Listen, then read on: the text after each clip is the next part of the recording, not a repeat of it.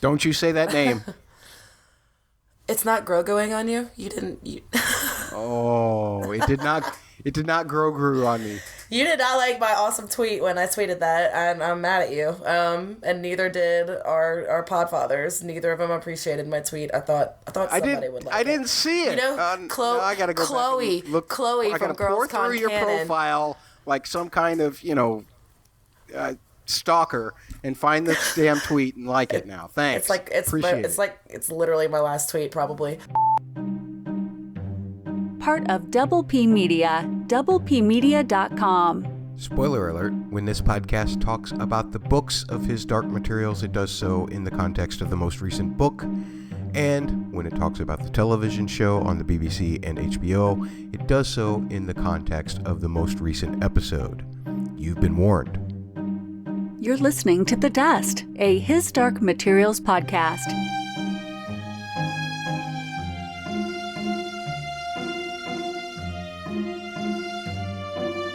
Welcome to The Dust. We're looking at Season 2, Episode 4, Tower of the Angels, as it aired on HBO and HBO Max. My name is Double M. Double M.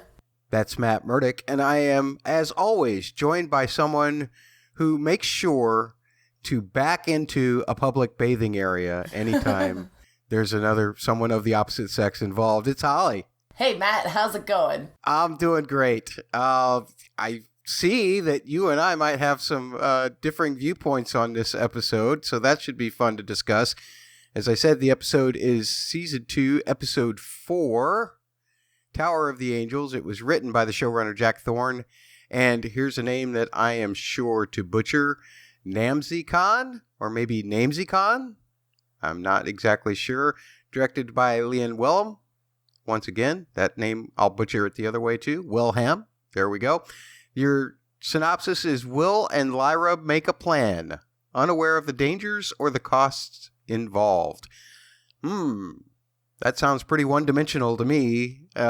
But speaking of one-dimensional, yeah, we have a focus point, I think, to discuss here as we talk about this episode. But overall, Holly, we're now like 4 episodes through this pandemic shortened 7-episode season, so that means we're better than halfway through now. Before we get into our ratings for this particular episode, overall, how do you think this season has gone? I think it's going really well. Despite what I'm going to say when I give my ranking for this episode, I overall am enjoying this season much better than I enjoyed season 1, and I did enjoy season 1. I don't know. I'm really excited that we've got to a place in this episode that really this is what the rest of the series is going to be about, and we finally made it there. We finally got there, so it's really exciting. I'm looking forward to the next few episodes. Yeah, that's kind of the feeling that this episode was for me as well. I've super enjoyed this season. I've enjoyed this season tons more than I did season 1. And like you said, I didn't think season 1 was bad. I enjoyed it quite a bit. But I'm feeling it so much more this particular season than I was before. And this particular episode, it's kind of like putting your address into Google Earth, and then all of a sudden there's a housetop. And then you pull out a little bit and you're like, oh, wait, there's a lake nearby. Oh, wait, that river connects to that lake. Oh, wait, let's pull back. There's mountains over there, too. You start to see the huge, larger picture, and all of a sudden this story isn't just about a little girl and a young little boy, but it's about something much larger, something that Azrael was trying to talk about in season 1, but I never felt like that really came across. Probably because you need these reveals in order to make the bigger picture more clear to you. But I totally agree with you that we're now in a place where we have enough information where we can start to see what this story is really going to be about from here on out. No spoilers as to what that is, because we do a special book spoiler section at the end of the podcast. But in the meantime, we can talk about this stuff from a TV show perspective. And Holly, I'm going to ask you, because your and my ratings are going to be quite different, but what was your rating for this episode, Tower of the Angels? I'm going to give this episode 7 out of 10 double E's. Double E's? Yeah, these double E's, it's basically just why I ranked it a little bit lower. It's just the edited execution. Ooh. That was my biggest problem with this particular episode, and this rating may be coming just from a book standpoint, and maybe my expectations weren't met the way I hoped they would be, and I thought there was just too much exposition about the knife in this particular episode. I did read after watching that some of the scenes from the Azrael only episode were kind of cut and put into other episodes, and I suspect a lot of the stuff with the knife, especially the intro, may have been part of that episode, which just made it feel like, but putting it in this one with all the other characters talking about the knife the whole entire time just made it feel really redundant, and it just a different feel. Like, it felt like while I was getting ready to start watching Lord of the Rings, so it just kind of felt a little out of place for me. I also, even though I've been hyping it up and really excited, I also did not love the John Perry reveal. I know, I was so excited, and now I feel terrible that I'm a little bit let down by it, but I really think they kind of bungled the surprise of who this guy is and how many characters he actually is, and we didn't know it up until this moment. I'm also a little bit annoyed with the redundancy of the witches scenes. And I did not like the Spectre attack at the end. Well, I'll get to that more on that later. I do love a lot about this episode. I thought the fight was great. Mary Malone was perfect. And just gazing at Andrew Scott. He's a double S, by the way. A double S? A sexy shaman. But and like we just referred to earlier, it set up a lot of stuff, and we got a lot of mysteries, and questions answered in this particular episode, which is really great. I'm very excited about that. So just confirming that Will's dad is alive, and like I'm glad we got there, and it's and the set and how this episode is setting up so much for what's to come, both in this season and in future seasons. On the other hand, like, even though I liked a lot of this stuff, I just didn't think it all flowed well together in some moments, which is really why I kind of went a little bit lower with my rating this episode. It just didn't excite me like it did last week, and there was a lot of exciting things happening. Okay, I take that back. There were specific moments that greatly excited me, but just on the whole, it just kind of fell a little short for me. Yeah, well, I can see that. After reading through some of your notes before we started recording, I had originally started to give this a 9.4 because I was really, really high on this, and I'll get onto why some of those reasons are here in a second. But I think I'm actually going to go back down to just a 9 out of 10, what I like to call double Ps. Double Ps?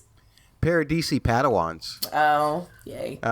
Because, Will, he's a Padawan to this Paradisi guy. But more importantly, I love the Star Wars connection of Terrence Stamp. He was the Chancellor in The Phantom Menace, and Terrence Stamp was one of my favorite actors way back in the day when I could still call myself a youth.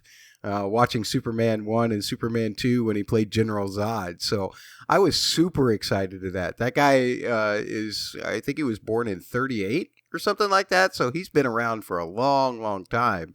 And he's actually been playing aged guys for a while. And it was nice to see him not be a stew or not be a villain, but to be a guy who was doing the right thing in this episode. So that really excited me. The whole idea that we got from this episode, as we've talked about already, is that there's a whole lot of unification in all of these disparate things that we've been seeing up to this point. When you think about Lyra's alethiometer, you think about Will learning how to use the knife, you think about the way Mary has to concentrate in order to reach the angels or for the angels to reach her. All of that is tied to a simple kind of mind technique, which was actually talked about in last week's episode, when the mind surrenders, or when the mind lays still, the universe surrenders. All of that kind of comes together, and the fact that angels are now into this, you just go, what? I love the surprise of that. On the other hand, one of the things that I didn't like was the fact that the more questions we got answered, the more questions that I had. Yep. And I feel like that if you were really, maybe one of the things they could have done to improve the Jean Perry reveal would have been to just go ahead, if you're going to spend the time there, just go ahead and explain a lot more of it. I mean, I know you didn't like all of the exposition, but I think I would have rather heard much more of the exposition on that end of things. They could have used some of that knife time, maybe. Yeah, and I guess to clarify, it's not that I don't like the exposition. It's the way they do it sometimes. So I don't love the opening monologue narration exposition so much. And they did it several times this season already. And with this episode, talking about the knife, it just felt, after we heard about it, like, again and again after, I was like, did we even really need that? That's kind of what I meant. It just, some of it was just a little bit too ham-fisted. But on the other hand, I gotta remember that this is a family show, and maybe some of our younger show-only viewers do need that. And I'm just impatient, being a book reader and already knowing this, and just want to see the action come alive. Understood. Well, folks, we've kind of given you an overview of what we think about this episode. We definitely want to know what you think, though. That's what helps build this community, and it makes less work for us when you submit great thoughts and we don't have to think so hard. So tweet your thoughts to @TheDustPodcast on Twitter. You can send emails to dustpodcast@gmail.com. You can call 314-269-0421 and leave a voicemail. And if you go to mattsaudioblog.com, that's MATTS audioblog.com, that's your one-stop shop for everything regarding this podcast. It has your podcast app links. And trust me, subscribing, rating, and leaving written reviews really helps this podcast. We are currently your 24th favorite podcast out of, 15 podcasts covering the show. And we want to get even better than that. I was going to say 24. That's not bad. But then you said out of 15. We keep moving up. We broke the top 25 now. So, we're happy to do that. But one way that you can help us is to leave written reviews wherever you get this podcast. Guess what? It also enters you into a contest. The Dark Materials Twitter, which is the UK official Twitter, pointed a link last week as to some officially licensed merchandise, which is mostly consisting of t-shirts or whatever. But we're definitely going to get something out of that for you, maybe something else like Lauren Balfe's score. He's got an official soundtrack coming out for the season as well towards the end of the season. We can talk about that a little later as well. But he does have the musical anthology out now. I don't know exactly what we're going to give you yet, but it's going to be definitely something official and something that you'll love. And it's on me. I mean, Double P isn't even paying for this stuff. It's just me. I'm just being happy that you are listening to us and you're submitting written reviews. Or if you can't leave a written review where you're getting this podcast, you can substitute that and enter by submitting 3 words, Holly's favorite segment in the whole podcast. You can submit a 3-word description of any episode, and we will be happy to read it on the podcast and enter you into the contest for a chance to win some cool HDM swag. If you've already submitted, you don't have to resubmit. You're already entered. So people who have left reviews like Candid59, Angie R, Bob Shimoto, Yup OK, One Dart, Alexandra Tintin Fan, UK, and some guy named Fit and Trim who I've never heard of, you're already entered into the contest. Additionally, Twitter submitters that are already entered into the contest, and we ask you to keep submitting 3 words, even though you're already entered. We'd love it if you submit more because it just drives Holly that much more crazy. But at the Ring Wraith 100, you are entered. Dello Underwood, you are entered. Dragonfell UK, we love you. You are entered. Dudson Warren, that's the Hedge Knight. You are entered. Demons and Dust with 2 T's. You are entered. Harley324B21 entered. Mile_L_V, that's Mile with a Y. You are entered. Sensan, you are entered. Claire_M, Stella SM, ESM, at Dark Materials TV, Gorgavan R, Laws 0908, Mini JLC, His Dark Material, and at Michael VK1 also. Michael VK actually is a person who works on the show, so he said he would abstain if he were happen to be drawn. I guess we'll exclude him from the drawing, but we thank him for submitting 3 words nonetheless. His 3 words were really cool this week. I loved them. If you have entered in that way, we thank you very much. And if you're really tired of me doing all of this stuff, just check in with our bosses. Actually, tell them to buy it to get some prizes for you, too.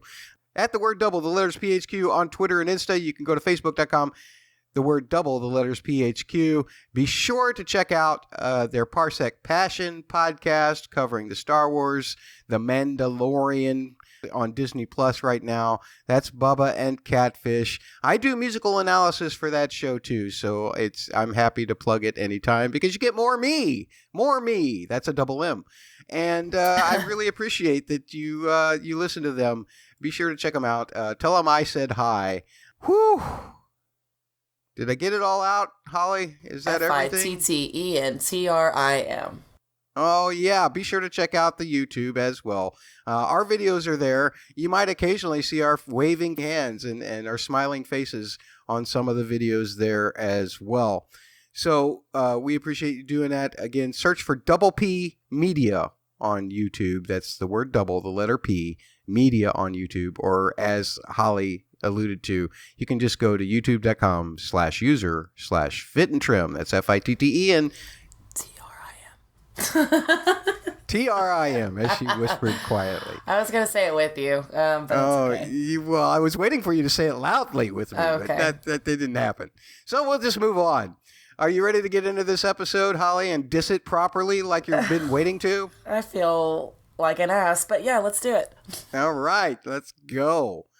Recap was only a minute and 20 seconds this time around. The only scene that I kind of reminded me was actually something from the prior episode that it should have reminded me for, but it did serve as a reminder for this episode that Boreal was aware of the tower because Frau Pavel had told him about the tower back in Series 1 and about someone who would get the knife or whatever from it.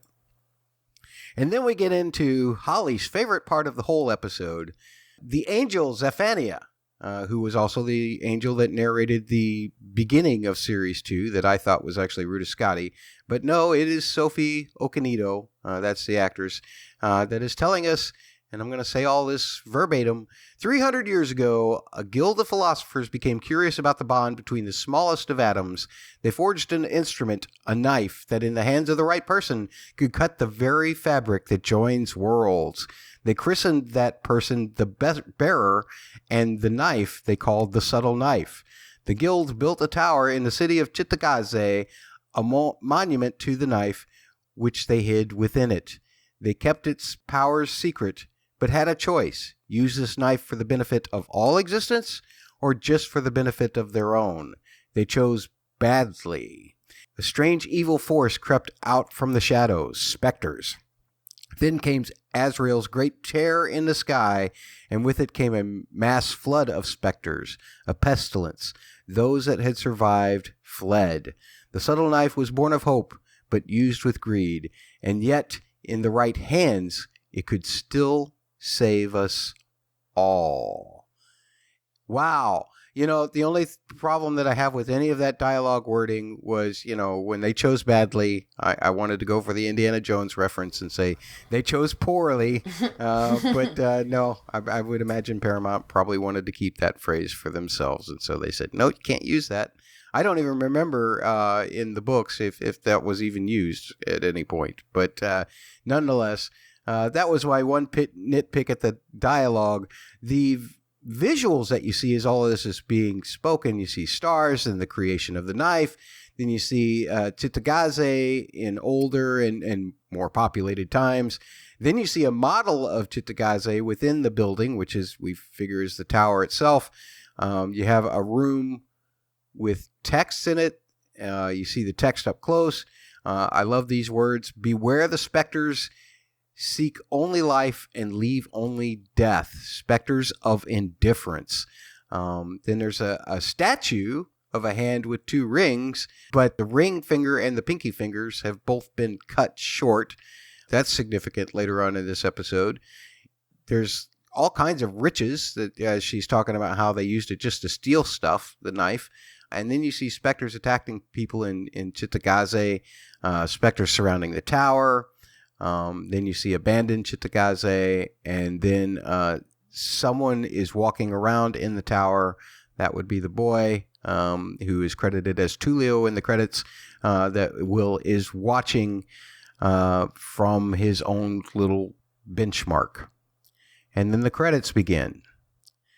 I mean, Holly, I know that you didn't really enjoy this exposition a whole lot, but I think this was quite the download for any people who were the uninitiated into what this story is really all about.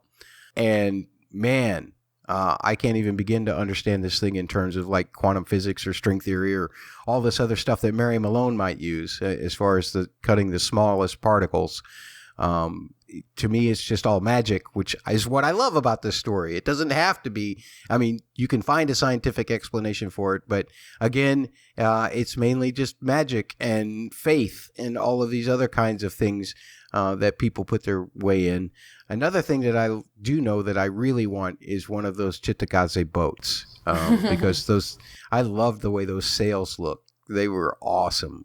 How about you? What about the visuals and your thoughts about the exposition? Yeah, again, just like I said earlier, if this belonged in a different episode than this one, I think it would have been fine, especially if this Azrael episode was supposed to be this particular episode instead of this one. This would have been episode 5. I think it would have worked out much better. It was just too much knife talk. We learned everything about the knife in this single episode, which is fine. The knife is super important. I'm glad we have it. The knife itself looks great. And yeah, the visuals for this whole intro were fantastic. Thank you for your detailed summary, because you picked up on a lot of stuff that I didn't, and I'm like, wow, that's really cool. So now I feel like maybe I was a little too harsh on it. They zoom in on Chitagaze. I got really big King's Landing vibes from Game of Thrones. Just kind of felt the same to me. It's funny that you mentioned that, and that you put Lord of the Rings exposition as a descriptor up front, because I was exactly thinking Minas Tirith when I saw that shot. It does look like Minas Tirith too. Yeah, the Lord of the Rings thing was more the narrator just aspect of it and the lore. You know, it just felt like I was starting the Fellowship of the Ring when I started this episode. It looked great, and I don't even have a problem with the exposition itself. I think it's great. I think it's a great descriptor of what the knife is. It's a nice little history lesson. Like I said, just with everything else we have about the knife in the episode, it just felt like too much. And I didn't hate it right off the bat. It was by the end of the episode that I was like, well, that was really unnecessary to have all of that in the beginning. But I don't know. I'd love to hear from show-only viewers who loved this. Please tell me that this was good, because I want to like it, and I hope y'all do. Just because I don't doesn't mean it's not good. It's just right. I just hope other people enjoyed it more than I did. There was one thing about that whole spiel that kind of made me ponder, and I couldn't really come to a decision on this. And I don't imagine that anybody can really answer this in a TV-only section. But what I'm not understanding is when they talked about how the Specters just kind of crept out from the shadows. And it seemed to be, by the narration of that, seemed to be correlating with the fact that the guild was starting to use the knife, that the bearers were starting to use the knife. So the question that I came up with as I was asking this is, what is the true origin of the Specters? I mean, did they come about because the guild was just simply using the knife, or maybe because they were using the knife badly? Or maybe because, as Paradisi says later in the episode, you must close every hole that you open. Did they leave too many holes open? Is that what created just the origin of the Specters? I don't understand that. I did get the part about how if Azrael's tearing this huge hole in all of the universe, how that would allow a whole bunch of Specters to come in. That made sense to me. But I still am trying to figure out what exactly created the Specters, or were they always there? Do you have any thoughts on that? I'll have more thoughts in the book discussion, but the way I always understood it was that the windows created Specters just by creating a window, which is why rule number 1 of using the subtle knife is never open a window without closing it. That makes sense. I didn't put those two together, just kind of looking at it through a TV-only lens. I do agree with you that the way Paradisi described it, it did sound like he was implying that it was because they used the knife for they broke rule number 3, and maybe because they were using it for base purposes that created Specters. So I don't know. There are adaptive changes from book to show, so I have my book thoughts that I'll express later, but that doesn't mean that maybe it didn't change slightly for the TV adaptation. Okay. Well, here's what I did, Holly. I grouped everything together by groups of characters or their locations or their relevance. And so I kind of put all of the witches stuff here together. We're not going chronologically through this. We're going kind of character chronological through this more than anything. And I gave them each a clever little title or a not so clever little title, whatever you want to call that. You can, again, tweet at the Dust Podcast, or you can send emails to dustpodcast@gmail.com and tell me to just shut up. But the title for the witches for me is What Kaisa Meant. And that, of course, alludes to Kaisa talking to Yorick last episode. So Serafina and Ruta meet again under even more dire circumstances. Evidently, Lake Lubana has been attacked as well, and Serafina shares that Lyra passed to another world. They agree to go after Lyra, but then after that, Ruta says she is going to go look for Azrael to finish what has started. They ponder that the window is going to be well guarded by the Magisterium, but Serafina calls the Magisterium weak, and that the witches will succeed in getting to Lyra. Wow, this is the first I've ever seen Serafina angry. She's always been kind of, peace in our day kind of person, and not so much in the expression in her face. She's very angry about what happened, not just to her witches, but seemingly very angry about what happened to Ruta's witches as well. So I just wondered when that flip was going to happen, and it seems like it finally has. Although they could have done a lot more. You look at what these witches do, and we'll talk about more in the next scene, but you look at what these witches do. Why not just go to the Magisterium hub and just take everybody out? That's what I say. They clearly can. But I did like to mention the fact that Ruta is kind of, I guess she's looking at the long game in the war against the Magisterium. She says she's going to bring back Azrael to finish what got started. Which sounds like a war with the Magisterium to me. Yeah, we had to hear one more time that wait till we will get our revenge on the Magisterium. And I'm like, okay, I said that twice in the last episode. Come on, quit teasing us. But I guess we did see a little bit of it in the next scene. So if you didn't already know, those witches will get their vengeance on the Magisterium at some point. Absolutely. And we're going to skip to that scene, or one of the steps of that vengeance. We go to Azrael's mountain at the end of the episode, and that it's being guarded by the Double M. Double M? The Magisterium military. With all kinds of airships, they're guarding the place. On one of those airships, a radar tech says there's something coming out there. The commanding officer looks outside. He sees this bird demon sitting on the window sill, and then he sees witches flying around. I love how in the background you can still hear the radar guy just shouting into the air how many of them are coming. 2, 3, 4 incoming objects. I love that. I thought that was hilarious. And then they start firing at the witches. And nothing's gonna stop that case of the double B from happening, or the double W. Oh, sorry, double W. That's witch whoop ass. That's happening. And as the men hear something at the cabin door, Serafina's come to play, and she just whips through them she cuts through them like cake. And then we get a wide shot as she flies out the front of one of that airship. All of the witches, all 4 of them, have just destroyed a whole fleet of Magisterium ships. And then they go into Azrael's window as the airships burn and start to crash to the ground. And again, I'll just go back to this point. You've got just 4 witches beating the whole crap out of a whole wing of the Magisterium military, the Double M's. And why not just send 4 of them up when they see the airships coming to their island and do all of that before they can destroy their sacred place? And now they've destroyed Ruta's place too.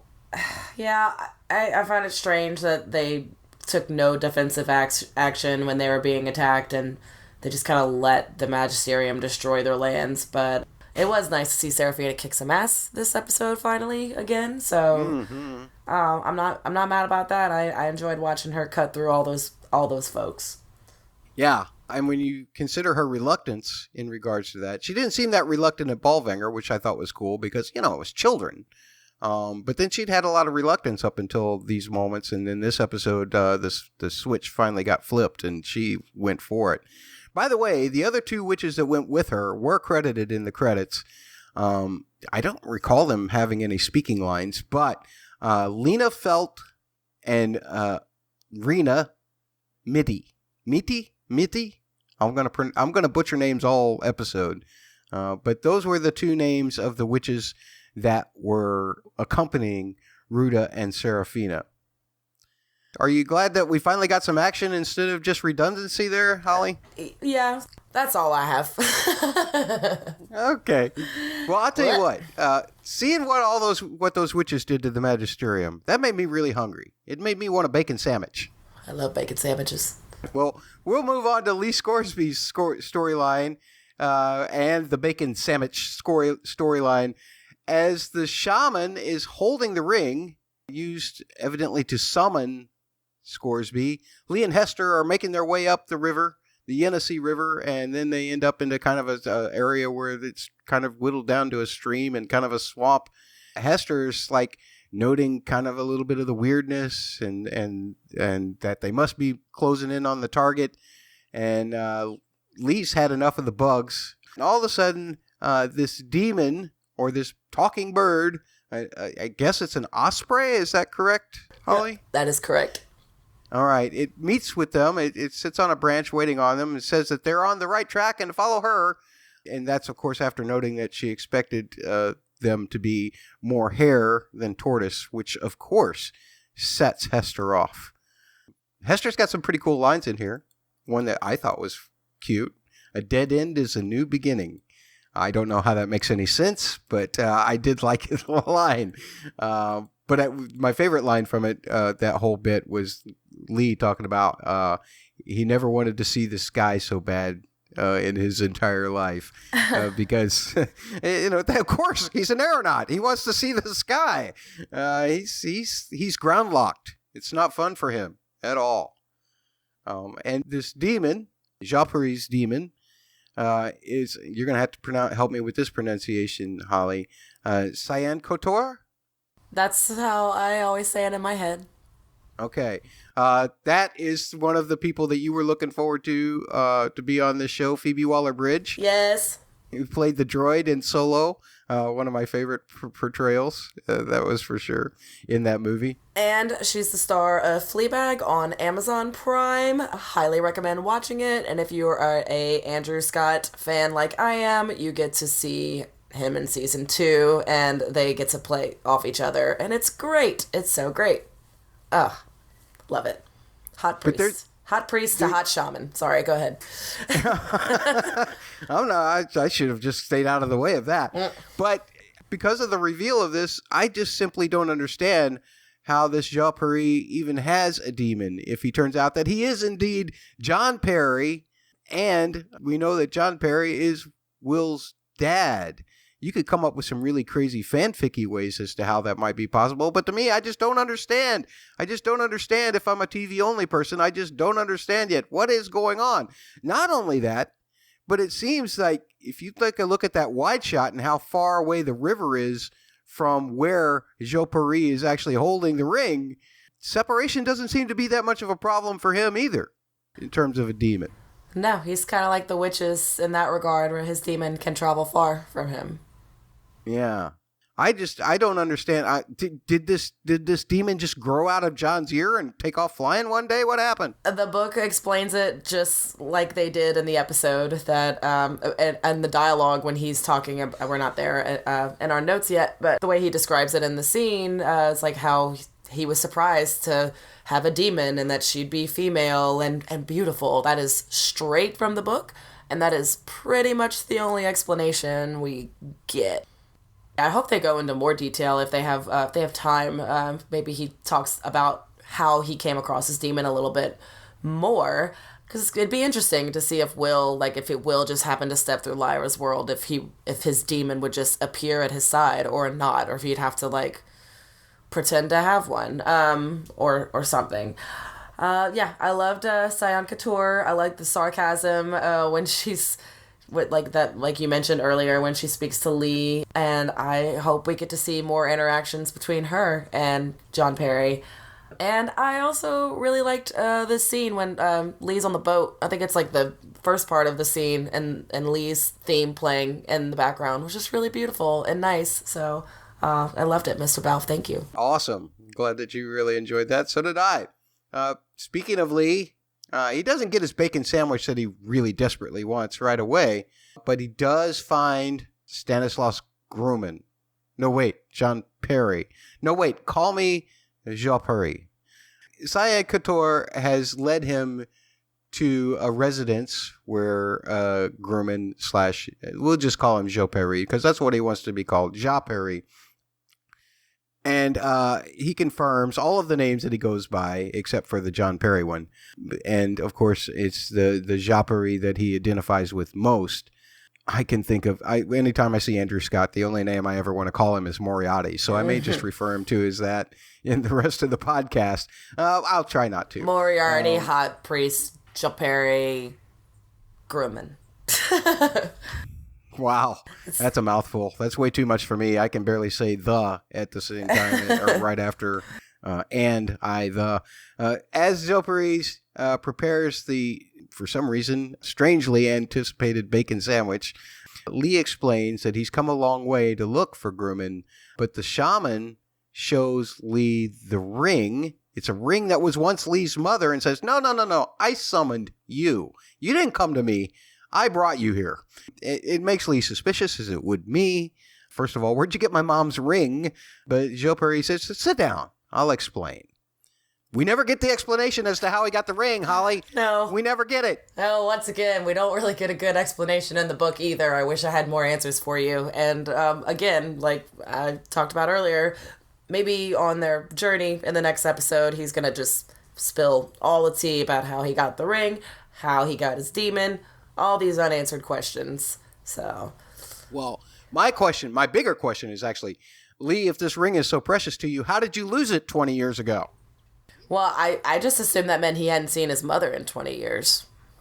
Oh, well, silly me. Well, I don't know what happened to his mother. I don't have those answers either. Okay, because I'm just wondering. It's like, Jean Perry gets around, so he travels between universes, evidently, because he is John Perry. So he's going to go into an explanation, which has nothing to do with why Lee should be suspicious or not. But he's going to explain the pig-headed philosophers created the subtle knife, also known as Asahetra. I got that one right because I had to write it out phonetically in order to understand what I was going to say. A knife that cuts matter and spirit. This one was interesting to me. It can kill immortals. Are angels immortals? Jean Perry tells Lee that they must find a new bearer of the knife and take the bearer to Azrael. The mention of Azrael does not strike a good chord with Lee at all. It's a case of double A. Double A? Azrael apathy. That's a good one. Oh, we can keep that one? Yeah, good. But Jean Perry, I keep wanting to say John Perry, but John Perry says that the knife is much bigger than that. The true battle is between control and exploration, and the right side will need the knife to win that forthcoming battle. Lee doesn't really want anything of that. He's just there for Lyra. He wants the knife to protect her. He loves her and hates Azrael for leaving her alone. Jean Perry tells Lee that he himself left his boy, and the John Perry comes out, and that look of guilt, that got me. I'm not, I don't ooh and ah over Andrew Scott the way some of you do, but nonetheless, that one got me. There was just enough subtle look of the pain coming to the surface that really, really got me, Holly. He's doing great so far. And I'm so glad that we finally got him on the screen, and not on a screen within a screen either. Like, he's actually there talking to our characters, so hooray. But yeah, they made just such a big deal out of this grooming character starting back from episode 1. He's the one who Azrael has claimed he has his severed head. That's who he's pretending whose head it is. That's spoiler alert, it's not. It's he's right here, so he didn't lose his head. So he's been a big deal since season 1. Will's been looking for him. Well, let's wait a minute. You just mentioned something that I really want to unpack this, Holly. Okay.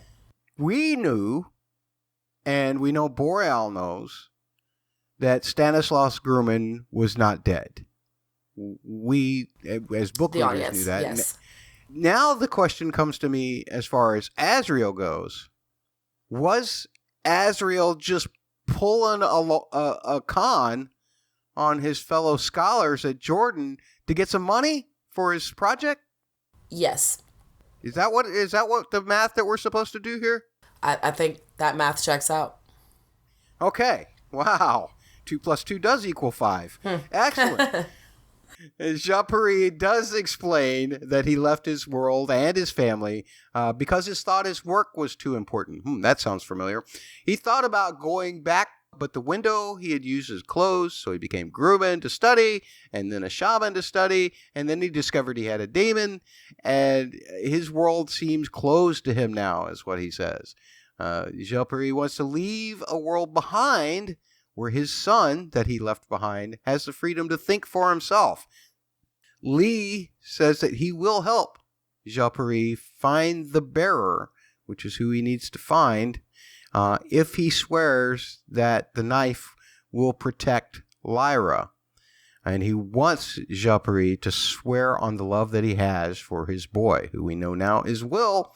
And Jean-Pierre agrees, but he also tells Lee that there's no guarantees as to the character of the bearer. Little does he know who the bearer actually is, although being away from his boy for so long, I don't guess he would know the character of his boy or the mission that the knife may have. That was the other thing that Jean-Pierre had stuck out there. So my only observation here is Jean-Pierre / John Perry / Stanislaus Grumman / shaman / Moriarty / priest.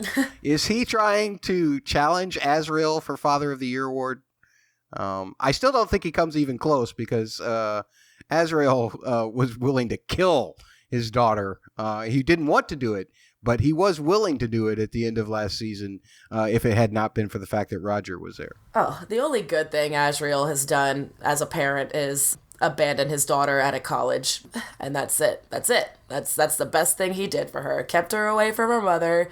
She got to grow up with all these scholars, and that's it. That's the only good thing, and even then it's kind of questionable how good of a thing that is, but that is the best thing he's done for Lyra ever. It still boggles my mind now because I started last season, just for the first season, wanting to actually root for Azrael, thinking that because James McAvoy is playing this guy, he must be this real swashbuckler hero kind of guy. By the end of the season, I'm like, you jerk. Mm-hmm. and I just thought, and then that whole bit with Mrs. Coulter as well. And now hearing in this season about how he, was hanging out with some witches, having some fun himself. I mean, my goodness. On the other hand, when I look at John or at Jean-Pierre here, I think, okay, here's a guy who was headed down the same path as Azrael. And even in the earlier scene, he says, you can't confuse the man with the mission. But he at least shows some real remorse in ways, in just a few short economic scenes, something that I never got from Azrael. So, I mean, my question was kind of just to make a funny, but in actuality, there's really no comparison. I'm still much more of a John Perry fan than I am of an Azrael fan. Absolutely. Same. When you put all of that together, all of these revelations, you have Will Perry's dad. I guess John found a window in Will's world. He came through. Then somehow he lost the window. He became Stanislaus Grumman to try and find the window again. And when that didn't work, he became Japari. I don't know. Was he trying to summon a window? And that didn't work either. But now the question I think of, I want to see the dates on those letters that Will has, because when did he send them? I have an answer to that, but now I'm wondering if I need to wait for book time to discuss that answer. Probably so, if there is an answer, because we don't have that yet. Okay. So we'll wait for book talk for that one. Okay. I like how, once again, we had in the last episode with the Lee and Mrs. Coulter scene, just like this parallel of like parents, I guess, and different types of parents and different types of way of loving your children. So last week it was, Lee and Mrs. Coulter, Lee's love for Lyra versus like whoever he's talking to. But Lee won the last round with Mrs. Coulter because we know he's going to do everything to keep her safe. Mrs. Coulter's kind of questionable on that. But this week, I think John Perry wins the award because even though he can't get back to his son, it sounds like he's doing everything he can to make sure his son can have a better life. So the choices that brought him here were maybe not all the best choices. At least now he knows he wants to do the right thing for his son. Well, you know what you do when you're stuck in the air and you can't make your balloon go anywhere? You blow on it? I don't You huff and you groan and you huff and you groan and you let a rabbit make fun of you until the wind starts blowing. Because Lee and Japari head back on the boat. They get to Lee's balloon. It's still safe and sound outside of town, which I thought he had landed in town for some reason last week. But lo and behold, nope, there it is in the woods. I think that he actually mentioned that when him and Hester were talking about getting the boat instead because the balloon would probably be guarded. What made him think that it wouldn't be guarded now, I don't know. But Lee tells Japari that he's wanted by the Magisterium and they better hope for good wind. Japari says, leave that wind to me. And things, again, don't go so great at the start. Hester gets a chance to get a little bit of a dig back in on good old Shaman and on the Osprey by, saying, he can't do nothing. What are you going to do, blow on it? And as Hester's bashing the Shaman, Japari, he starts doing a double M. A double M? A mantra mumble, and the wind picks up, and they are on their way. Woo! I love that. I love Lee just having a blast with. That's the fastest his balloon has ever moved, probably. Yeah. On the other hand, now we can say that Japari is no blowhard. Oh, wait. Actually, I guess he is in a way. I love how Hester is rubbing it in, though. She's still really sore about that tortoise hair joke. Yeah. I love that she was getting her digs in right up to the last. That was awesome. Hester is a double S this episode. A double S? She's super sassy. Yeah. I love it. Well, you know what it's time for, Holly? What is it time for? It's time for the whole double in episode. Double in? Yeah, knife napping. Oh, God. No? No. That doesn't work?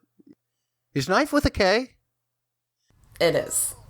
Okay, I get it now. Well, at any rate, we're going to group a few of these beginning scenes all together into one little group here. Lyra and Will look at the tower, wondering how to get in, and decide to take a closer look. Well, fancy that. They get to the tower, and they can't find much of a way in, though Pan does see evidence that someone has been hanging out down there in the bottom. Also notes that it looks a lot like Jordan's crypts down as he looks in the grates. Will says that they need to take kind of a wider look. If you can't get in at the door, you need a bigger picture here. Good, smart Will there. And as they're moving around the perimeter, they start looking at other buildings, and once again, Pan comes to the rescue. He helps Lyra find a door with an angel on it that looks a lot like the angels that are surrounding the tower. Where would Lyra be without Pan? I mean, he does all of the hard work, and then she just sticks him in a bag. I don't understand. It's horrible. He didn't have to be in a bag one time this episode. He was a free Pan. He was a free Pan. He was maybe a little bit too of a free Pan, as we'll find out here in a little bit.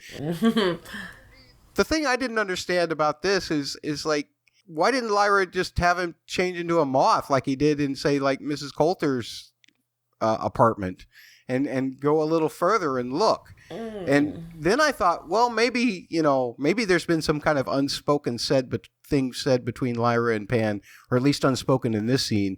Don't go too far away from me because of that strain from the whole thing with Boreal last week. Yeah, maybe so.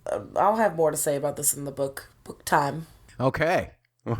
And that being said, let's move on to Willa and Lyra. They do make their way through that door and into the lower levels of the area of the tower. Will tells Lyra about Angelica telling him about how the guild had started the tower. Lyra once again asks Pan to stay closer to him, and he protests it slightly. Then they get to the appropriate angel door. Lyra says that this is all her fault, that Will's having to do this, and she will go first. Will says, because it's all her fault, she must do what he says and that he will go first. Actually, Pan goes up first as they go up the stairs, not listening to Lyra at all. I'm just going to float on up here, way ahead of you guys, 2 flights ahead of you. It doesn't matter.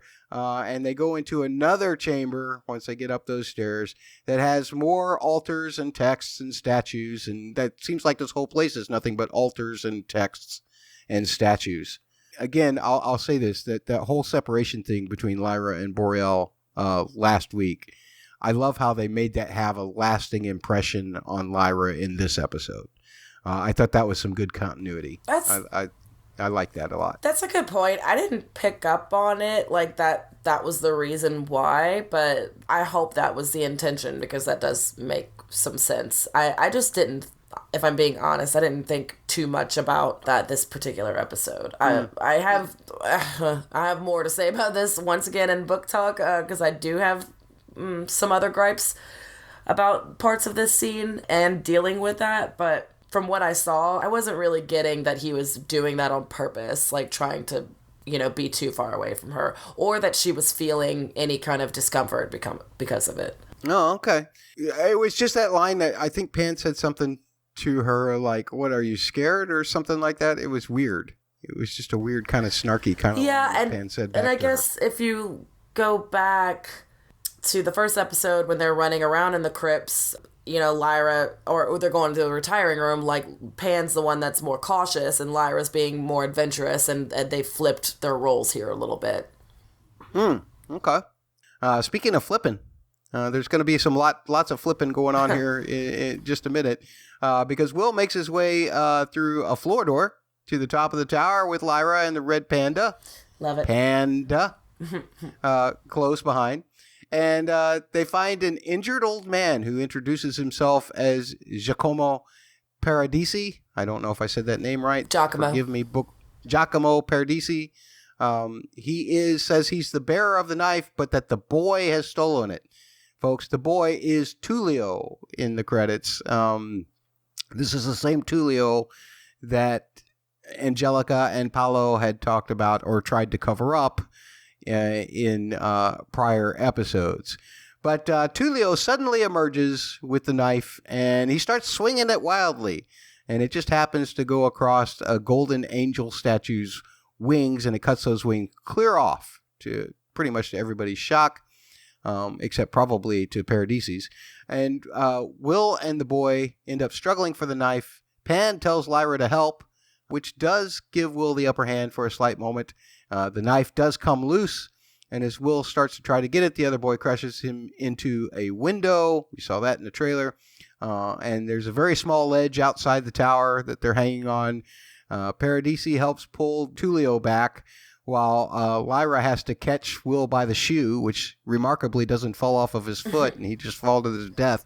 But she catches his shoe and helps pull him back up. Pan grabs the knife.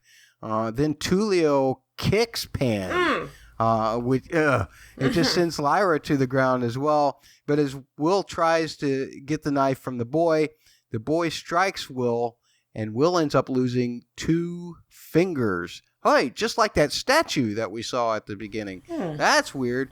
Paradisi tells Will to fight, and Will uses his boxing training to get the knife back from the boy. Love that boxing training finally came back and paid off in one way or another. Definitely. Paradisi tells the boy to leave or suffer more, and Tullio takes a scramble. He's out of there.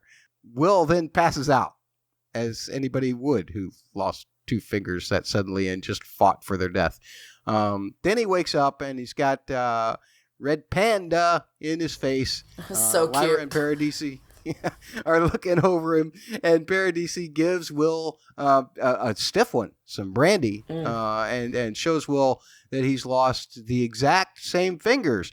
Paradisi's missing the same fingers, meaning that Will is the new bearer of the knife. The knife has chosen its new bearer. Wow. So one of the things, when I saw that statue at the beginning of the episode, I thought, oh, there's some kind of prophecy about someone who will come to be the bearer of the knife who's missing 2 fingers. And then I realized, no, that's just a standard par. And now I'm sitting here wondering, I wonder how many guys in the guild said, no, I'm the knife bearer. Look, see, I'll cut these 2 fingers off. No, I think it works the way it worked on Will. Like, you get it, you gotta lose some fingers in a fight for the knife, and that is the blood price you pay for it. Blood price. Oh, we have lots of blood prices for magic in all of our stories, like Game of Thrones. Speaking of which, I wonder how many times we're going to catch those, actually Will's hand is just fine shots by accident, the same way we did with Jaime Lannister in Game of Thrones. There were several shots where you would actually see his right hand instead of the golden hand or instead of the bandage or whatever, because I guess Nikolai Coster-Waldau just said, "No, you ain't putting that on me. I'm not going to wear those blue things." They did fine with Terrence. They got through all of his shots without any mistakes, so that was good. He had gloves on. Yeah. Well, I'm wondering if Amir had to do any shooting with just those blue screen kind of gloves that they used for like Anakin Skywalker. See, I'm dating myself. I'm sure there's much better painting technology now to get those fingers out of there to make them look better, but I don't know of any. So I'm just going to say, yeah, green glove, blue glove, something to get so that they can paint the fingers out of the picture. Visual effects wise, you wouldn't have to do that all the time. If he's wearing that bandage, though, he can get away with it just like the glove. Yep, that's true. Yeah. So I just totally, oh boy, I let out a physical oof when I saw Lyra react to Pan getting kicked. That was awful. I screamed at the screen. I said no. I was just, that's not cool, man. Not cool. Ouch. And poor Lyra. I haven't watched Lyra like fall backwards. Like, I just felt like she got the wind kicked out of her. Yeah. It was awful. I hated it. Yeah. Yeah, it's like she got a terrible gut punch is what it looked like. It was awful. And when I say I hated it, I mean I felt it really in my bones. So that's why I hated Tullio for doing that. I didn't hate the scene. It was done great. Yeah. Scene was good. It was an exciting fight scene. It was well done. I don't know how much the actors did that and how much of it was stunt performers and, what kind of environments they were actually working with when they shot that. But it all looked scary enough and real enough to me to make me not want to be in that fight. I'd just say, yeah, Tullio, you go ahead. You have that knife. By the way, there's this guy named Boreal who's going to come looking for it. You might want to take care of him. That's what I think I would say. Anything else about that scene?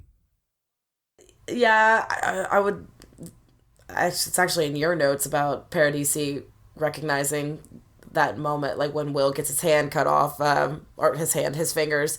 He's standing right behind him, and like it's all like kind of done in slow motion, and it's just like super obvious when he's like, "Oh, he's the one," and then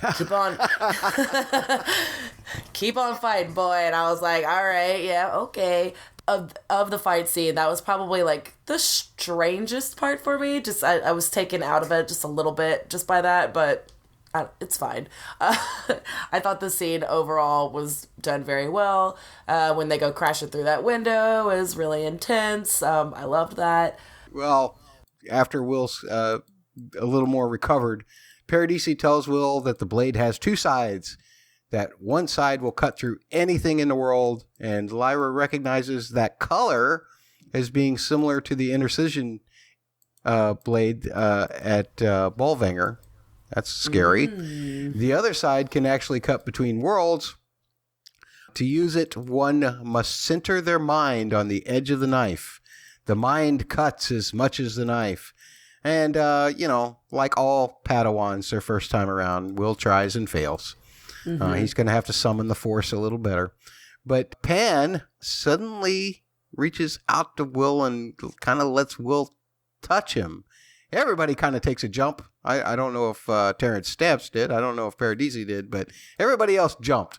And Lyra compares using the knife to using the alethiometer, more or less, telling him that he has to shut the pain out, just like she had to shut her fear out one time when she was using the alethiometer. And Will begins his Jedi training once again, this time with the blast shield down, and we go from there.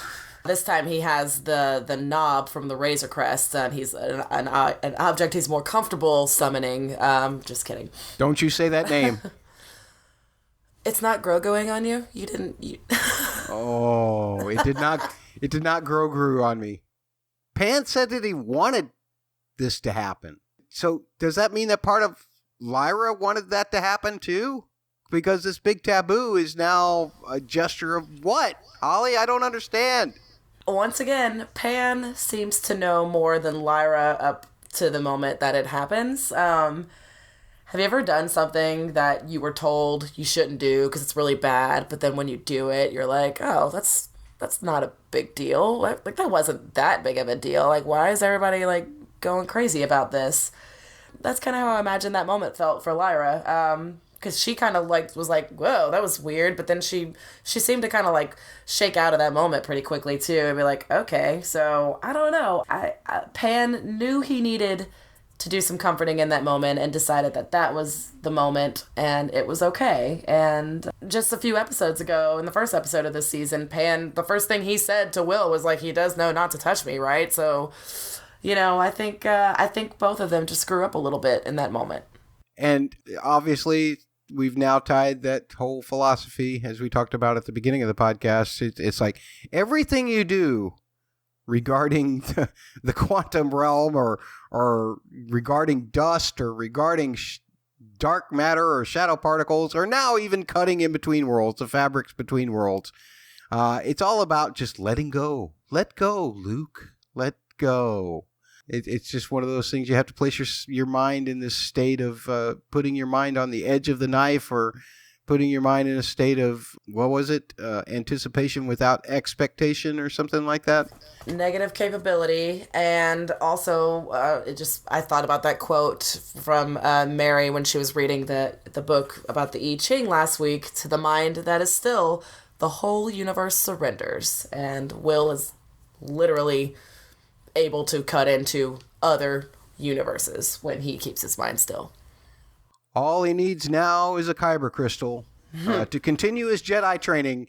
He finally is able to see the strings as he focuses his mind on the edge of the knife. Paradisi tells him to cut through without losing sight of the strings, and Will, lo and behold, successfully opens a window to another world. That's not enough, Paradisi says. Now the window has to be closed. And this is done by sheathing the knife and finding the edges by placing the soul within the fingertips, and then pinch the window closed. And Will is successful. Yay! He got through that little Jedi trial pretty quickly. He survived the cave. The cave. Remember your failure at the cave. After 4 pieces of advice, which are, always close your windows. Never let someone else use the knife. Don't use the knife for base purposes. And always keep the knife secret. Paradisi is ready to let go of the knife and meet his destiny on his own terms. Tells Will and Lyra to get the hell out of there. And Will promises that he will protect the knife. Paradisi says, see ya. And that's the last that Will and Lyra see of Paradisi. If you need the knife to cut through, don't you need a special needle to sew it back together? What just your fingers to close this window? What if you cut a window that's like 50 yards long? I mean, how you gonna stretch your arms out to get your fingers around that and close it? Or like the hole that Azrael made. I was reading through Reddit, and somebody mentioned this, and they're like, you get a parachute and hug the tear above the mountain and just slide all the way down until you close it up. I don't know. It made me laugh. I'm sorry, I don't have the user's name to credit them with their hilarious comment that made me laugh. That's great. Also, man, I loved how this looked. I loved the strand that you could see in the air from when he's about to cut through. I love how it looks when he cuts through. I love how it looked him putting it back together. Maybe it's sticky. Maybe the worlds are sticky, and you don't need like a needle and thread because it's just sticky. Or it's like a Ziploc bag, and they just gotta, and then it's closed.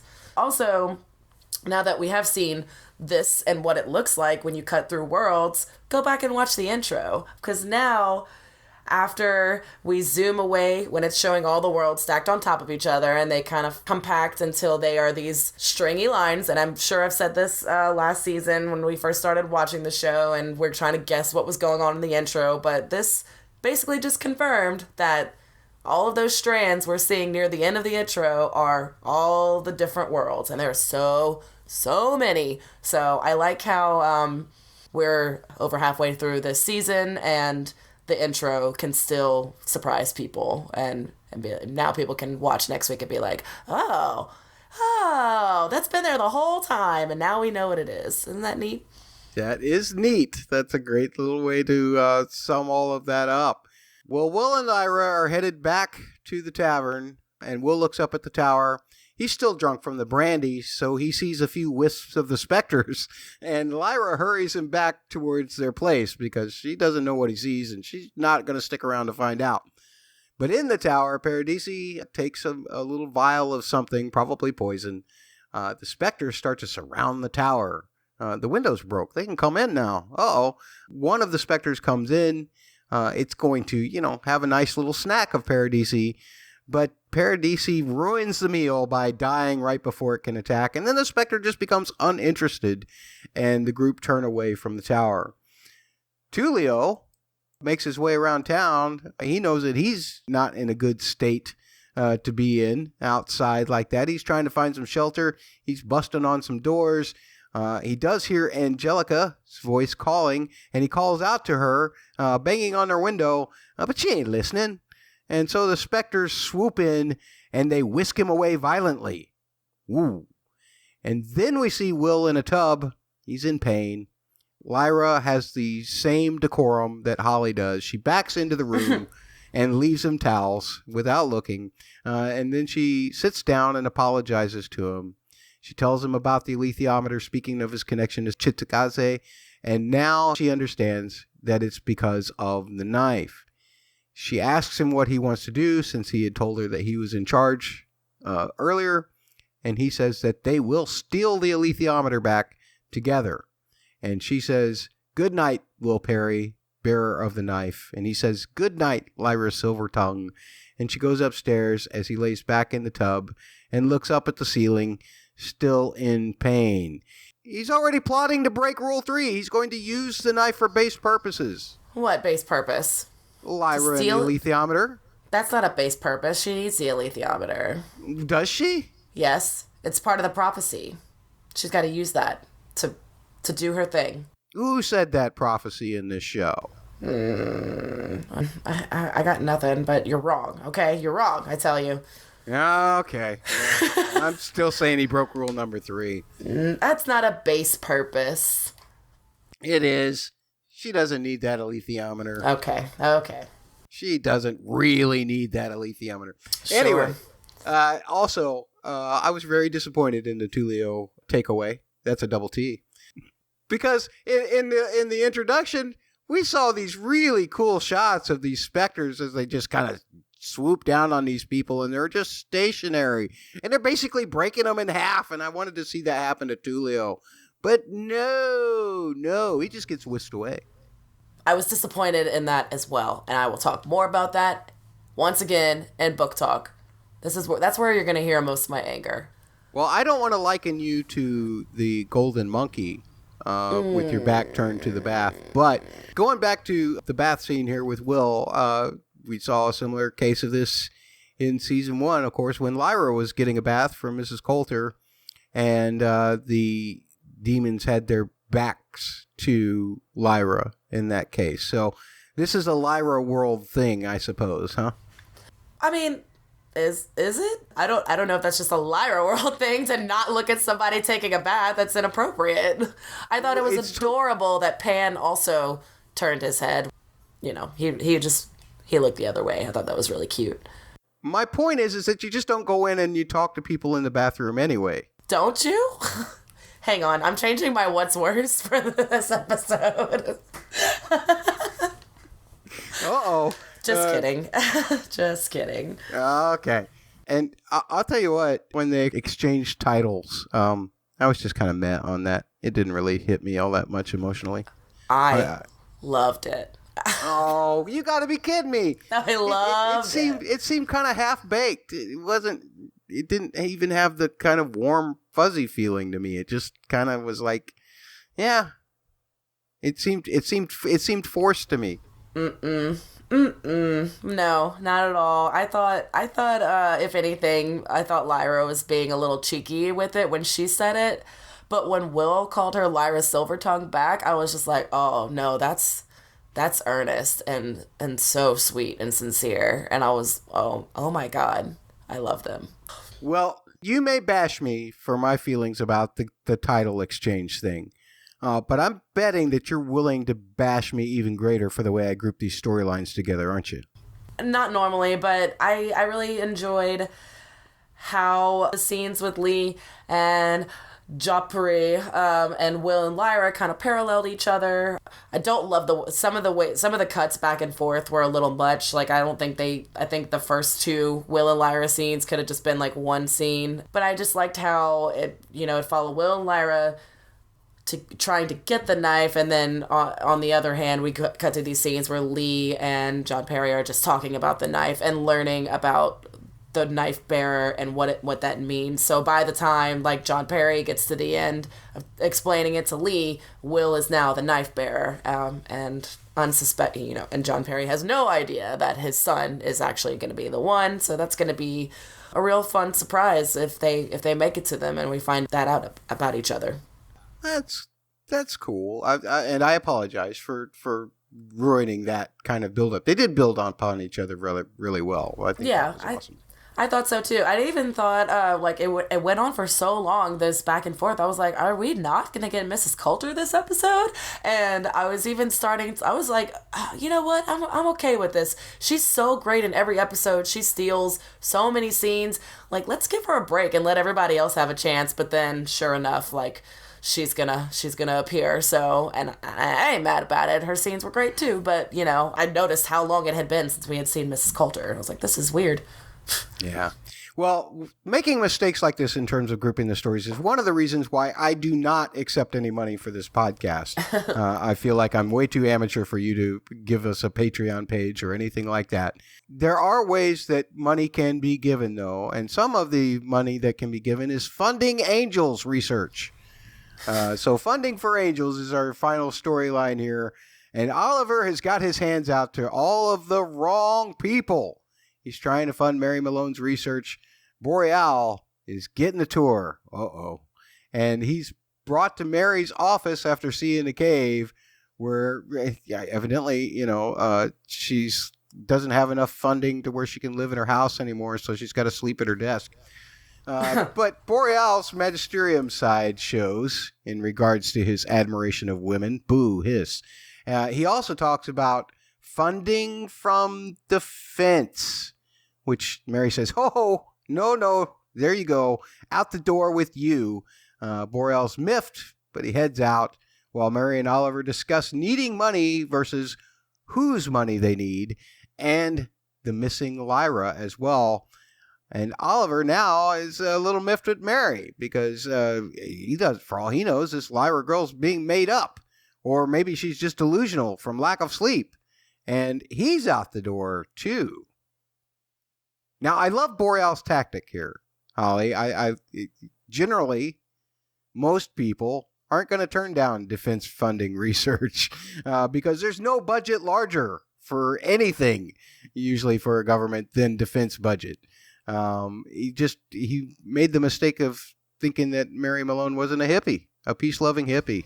Aw, but don't you just love Mary even more as a scientist now, though, because of that? Like, I do.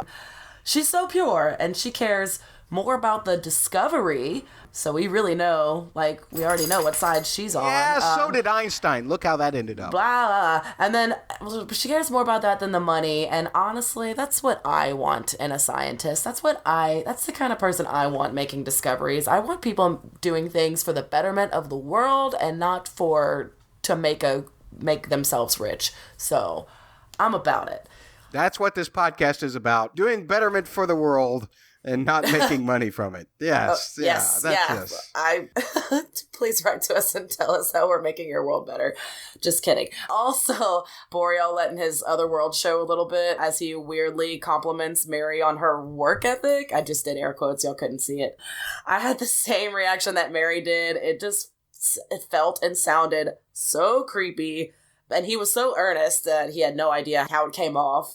He's trying to compliment her in a way that sounds condescending and talking about her work ethic. And then by the end of the scene, we have Oliver doing the opposite. So Oliver's like basically chastising her for working too hard, not getting enough sleep. So yeah, men, this is what it feels like to be a woman in the world. You can't have it either way.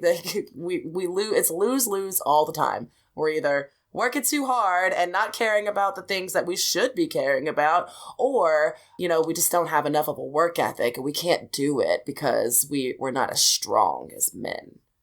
I know that's not exactly what he said, but that was what I was picking up from that scene, and all of it. Both of those men in that room can go suck it. Yeah.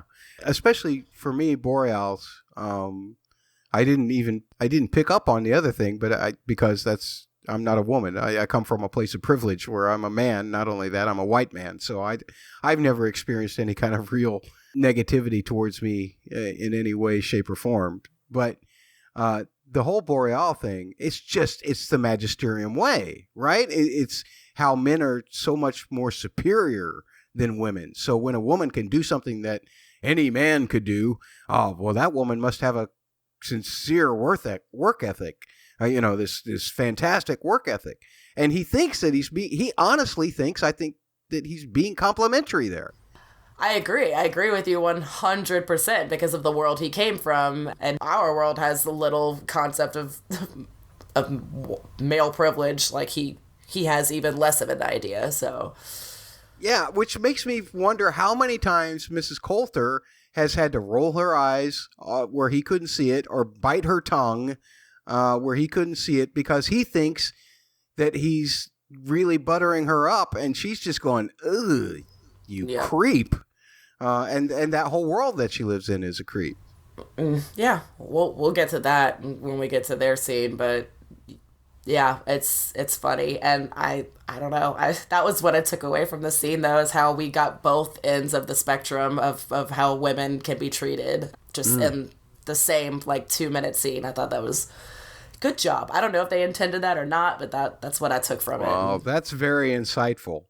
And speaking of that whole thing with Mrs. Coulter and Boreal, Mrs. Coulter gets invited to dinner by Boreal, and he reveals that he's found other worlds, that he knows where Lyra is, and that she will return to him, that Lyra and a boy are getting something for him, and then Mrs. Coulter can have Lyra.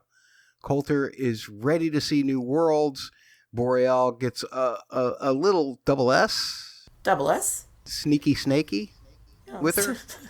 And then we see them at Boreal's window that we've seen him go through before. Mrs. Coulter moves carefully towards the window, then shoves the monkey in first and follows the demon through. They then get to Sitagatse through that window, and Boreal urges her to stay with him and move quickly. As Mrs. Coulter is following him, she takes a look over his shoulder, and a specter's floating about, and I think that she sees him. So, like I was saying before, I wonder how many times at that dinner that Boreal actually stuck his foot in his mouth with Mrs. Coulter, especially given that expression when he started to put his hand on hers. Yeah. In that first season, the whole scene with the spies, I thought maybe there was something really seriously going on between them, that maybe whatever he was feeling, she was reciprocating. But I was talking about all of those kind of reactions that she must have to hide from him occasionally. You could visibly see some of them on her face with this, the way you see Ruth Wilson is so good. It's almost like this moment of repulsion, and she instantly covers it up with pleasure.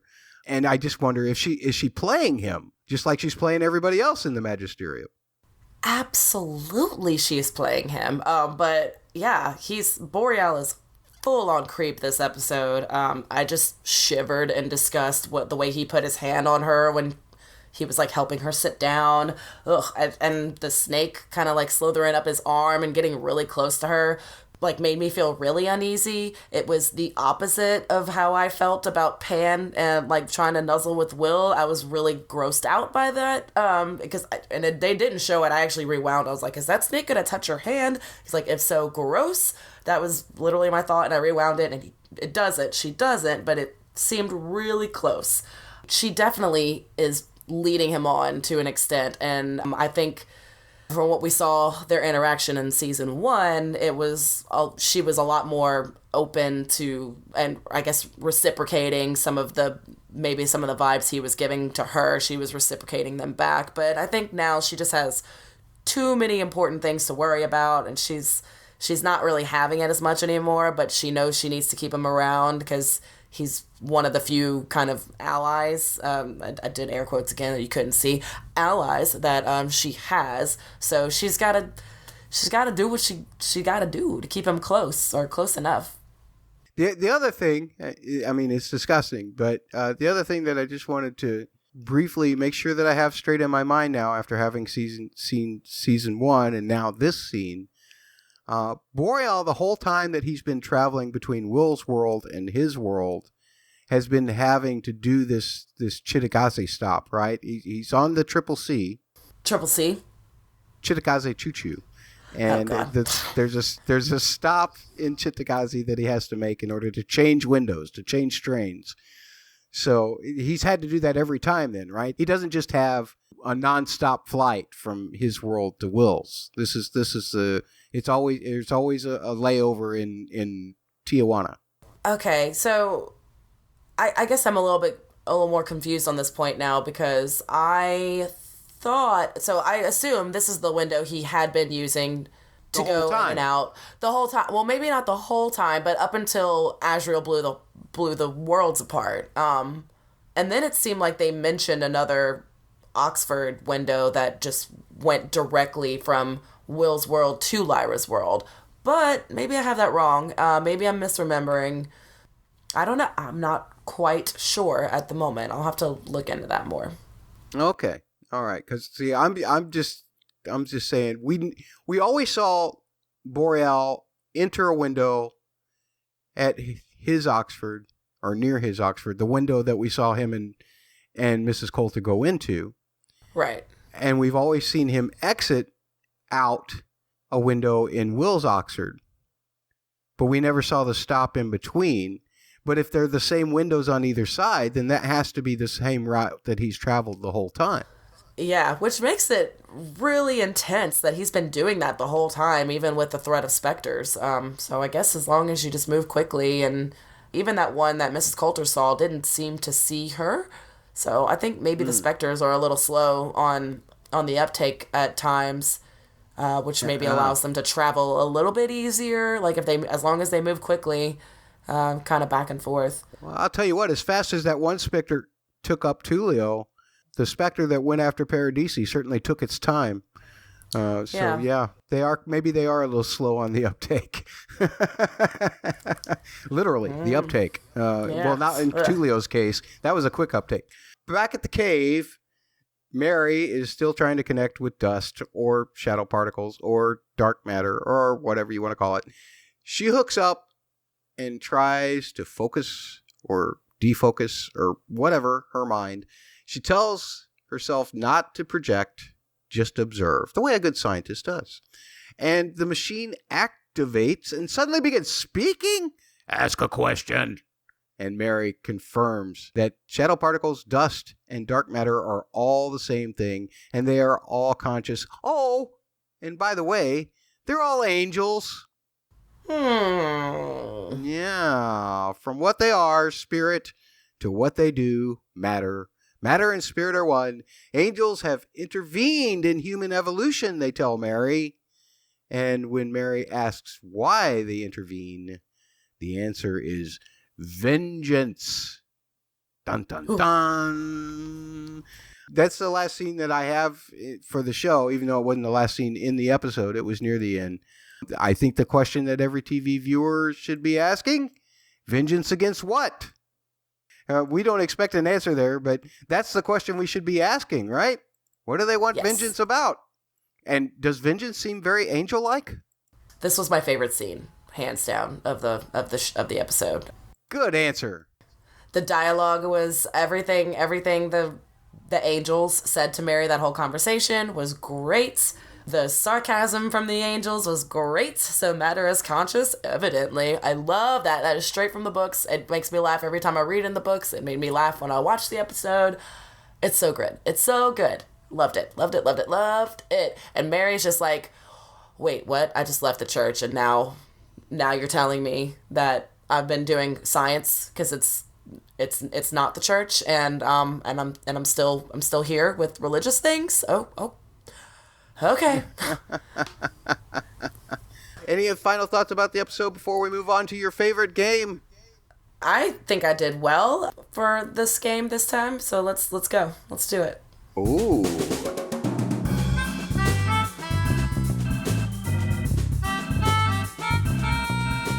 Three words. This is where you try to describe the episode in 3 words. Doesn't always have to be an all-encompassing description. It can be something that, describes your favorite scene or maybe your least favorite scene or whatever you want. Just throw 3 words at us. You can tweet to @TheDustPodcast on Twitter, or you can send emails to dustpodcast@gmail.com. You can call 314-269-0421, or you can simply leave your 3 words in a written review. Oh, that would be weird, but we'd get around to it eventually. My 3 words this time, Holly, are so many reveals. Reveals about the knife, reveals about angels, reveals about John Perry. It's just too many reveals for me to be able to squash into my brain at one time. Once again, I'm starting to think that 2 + 2 is 5, and I don't understand why. But I loved the fact that we did at least get them all, as we talked about. It gives us a bigger perspective on what this story is about. But Holly, what about your 3 words? My 3 words are angels and demons. No? Get it? Read any Dan Brown novels? No? Oh, I see what you did there. Yeah. I thought it was clever. We got a flood of 3 words submissions from the UK this week as an early present before this episode aired in the US. Normally, we don't get this many 3-word submissions, but I am delighted because Holly now has to sit through even more 3-word segments than she normally has to. Our friend Jonathan at Dragonfell UK says, worlds are turning as a 3-word description. Gorgovan Elena, that's at Gorgovan R on Twitter, says, shaman, mystery, windows. And then kind of linked the windows to another 3-word set, windows between worlds. I like the crossword kind of 3 words. Those are great, Gorgovan Elena. Yeah. Thank you. Claire Millington, that's at Claire_M, says, intense, choices, bravery. Ringwraith100, a person who's beginning to like all of our tweets, we certainly appreciate that, made a prediction before the episode was even over saying, pretty damn epic. All right. Estella Esmeralda C, that's at Stella ESM, says, amazed, thrilled, agony. And also wanted to point out that this is not just broadcasting on UK air. She actually lives in Greece, I believe, or something like that. But it's also on Nova Cinema 4 in Greece and Cyprus. Excellent. For the heads up on that. So, cool. Simsom, that's Salmon, at Simsom on Twitter, says, beware the snake. Ooh. I think that was reference to Mrs. Coulter there, maybe? I hope so. There's a lot that can be read into those 3 words, but we can touch on them again in book talk. Yeah, there you go. At Dark Materials TV says, knife, shaman, vengeance. Excellent. Our friend Laura Silvertongue, that's at Laws with a Z 0908, says, angelic interference everywhere. I love that one. That's a good one. Yeah.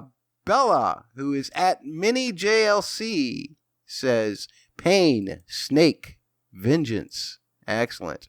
And His Dark Materials, at His Dark Material, says, could watch forever. Excellent. Love that one. And then our friend at Michael VK1 on Twitter. Michael VK, he works for the show. This was my favorite of all of them. Witches Same. Give Stitches. Yes. So love that one. That was my favorite. And once again, Michael VK has said, don't send me any prizes. I work for the show. And I don't get that much from the show, but I work for the show. So give them to somebody else. So thank you very much for your submission, Michael VK. We hope that you will continue to submit. We love it.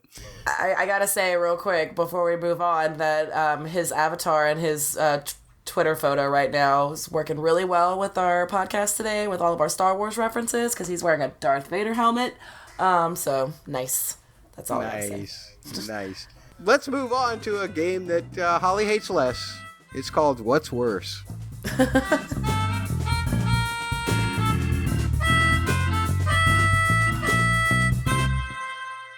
Holly, this is the game where we ask a question, what's worse, and then the other person gets to pick a side for it and argue it first, and then the other person has to argue the side that was left over.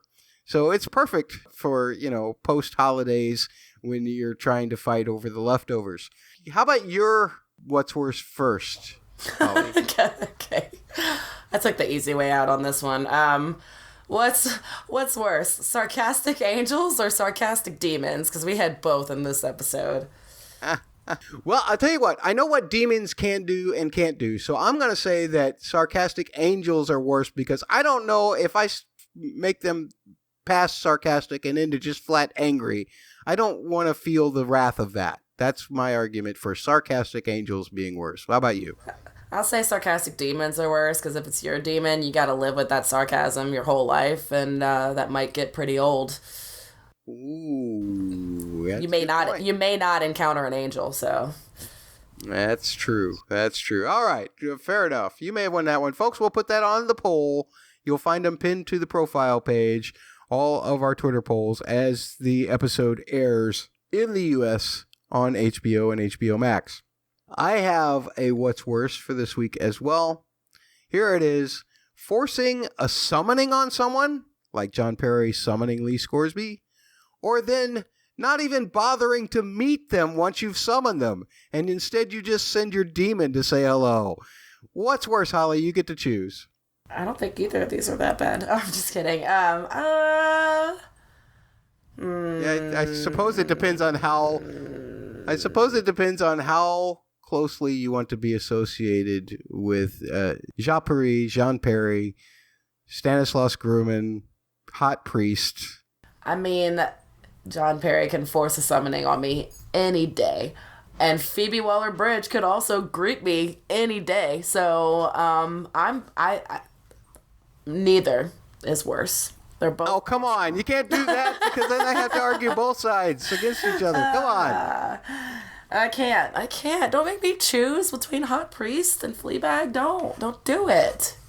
Oh, no, it's all Hot Priest that did this. Hot Priest is the one who forced the summoning on you, and then, but then instead of saying, "Oh yeah, I forced the summoning on you," hi, I'm glad that you're here.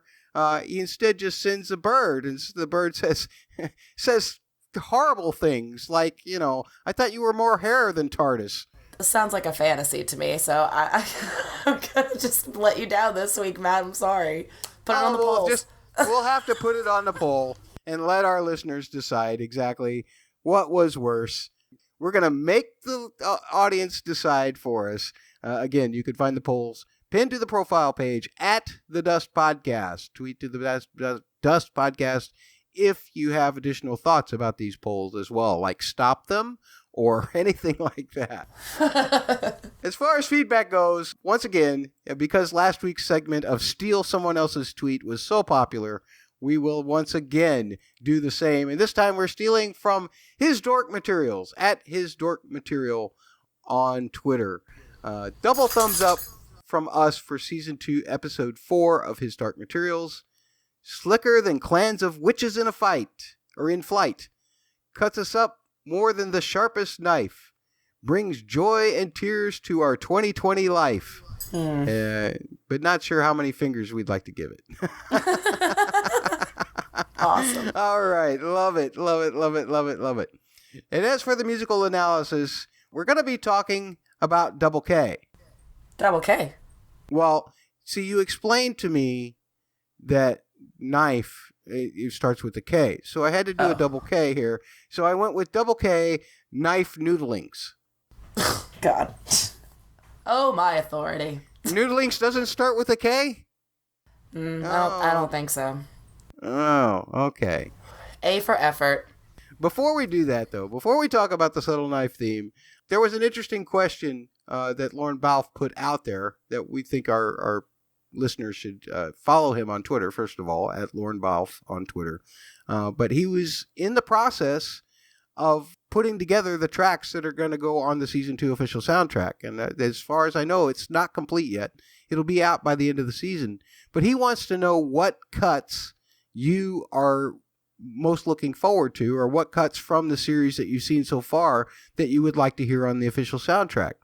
And our friend at Dragonfell UK tweeted to him saying, loved the portion from Children of the Prophecy at the start of episode 2. I like that too. My favorite from the anthology, as it has so much light in so great foil to the darkness in some of the others. And at Ringwraith100 said, I think we need more of Lee's theme, seeing how there's only the Tales of Lee's Scoresby. His theme is used quite a bit, so it would be nice. Holly, if out of all of the music that you've heard so far this season, what would you tell Lauren Balfe to put on there? I like both of those suggestions, but probably because it's so fresh in my mind, Lee's theme in this episode really stood out to me, and I would like to hear it again. Yeah, I would love to hear some of these more orchestrated versions of Lee's theme as well, because the anthology and even some of the stuff from season 1, there was no real expansion of it outside of that kind of saloon-y kind of sound, where you had piano or piano-like sounds and you had guitar. And now when you give that theme to a full orchestra, it really feels bigger and fuller and more epic, as it should for good old Lee Scoresby. Anyway, let's get to our Double K once again, which I won't repeat because Holly won't let me. But we're going to look at the subtle knife theme right now.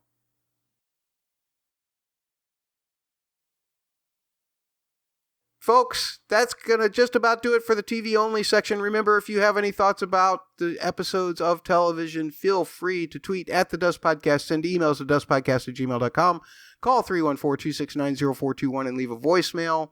Or you can always remember that we are part of the Double P family. You can hit them up if you have any complaints about us or any praise for us. That'd be nice too.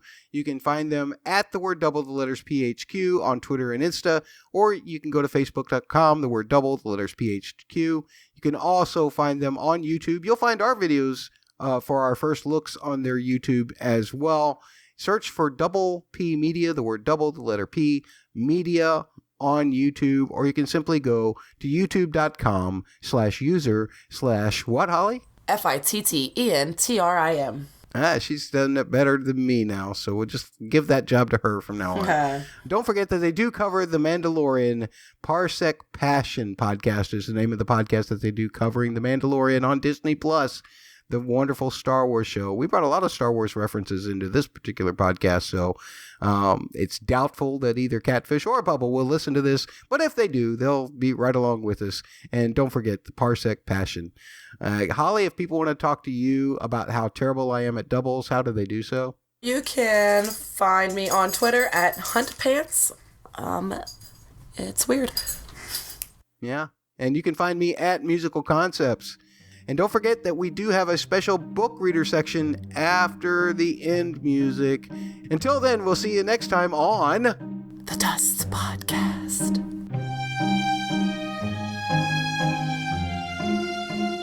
Tweet the podcast at The Dust Podcast. Send emails to dustpodcast@gmail.com or call 314-269-0421.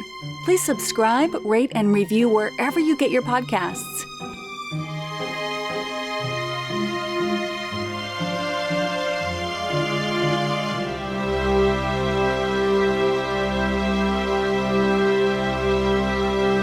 Part of Double P Media, doublepmedia.com. Folks, you're still here? You're a book reader then, right? Or you're a TV-only person who doesn't mind being spoiled, right? If you're anything but in those two categories, we don't want to hurt you. We really don't. We're not going to reach out with our snake demons and try and bite you.